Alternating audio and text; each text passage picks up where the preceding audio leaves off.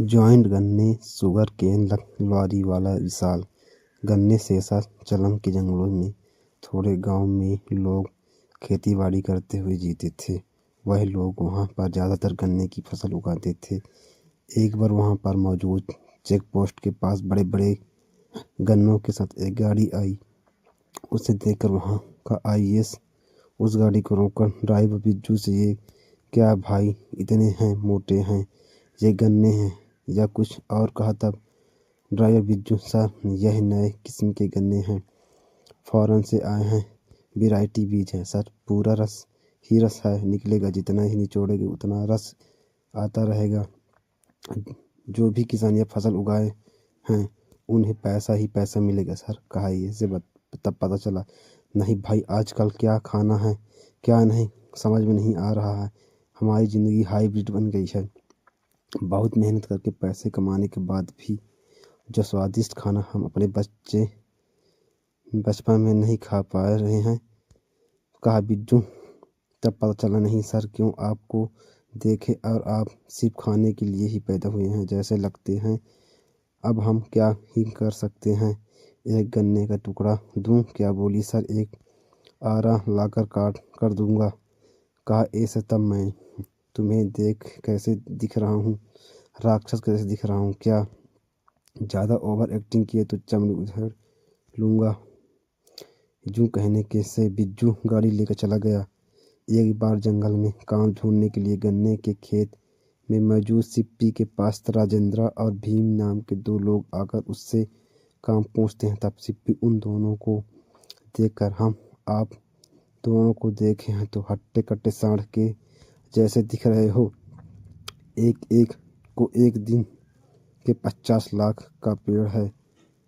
यह सिर्फ हमारी मित्र त्रिमला के जंगलों में ही मिलता है, लाखों में होते हैं फसल, इसे काट दो, कहा। बस राजेंद्र और भीम वहां पर मौजूद उस पेड़ को काटा दिए। बाद में सिप्पी जोर से सीटी मारा।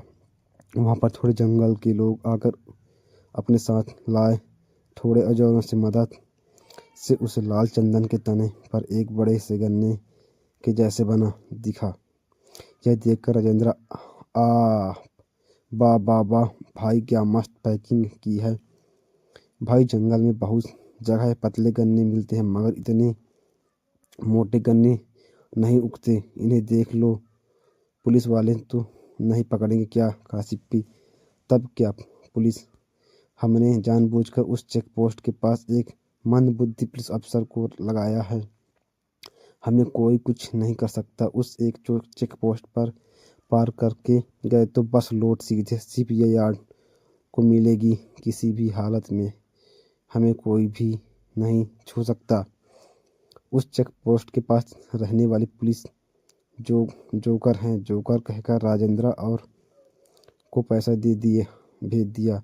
थोड़ी देर बाद बिज्जू उस जॉइंट शुगर केन लोड को लेकर जंगल से निकला। ऐसे बहुत देर के बाद चेक पोस्ट के पास पहुंचा। तब चेक पोस्ट के पास मौजूद एसआई ने उसे रोका। बिज्जू, एसआई स्पेशल ऑफिसर आ रहे हैं, उन्हें तुम्हारे गन्ने के बारे में बताया। बोल रहे थे कि उन्हें मोटा गन्ना खाने का मन कर रहा था।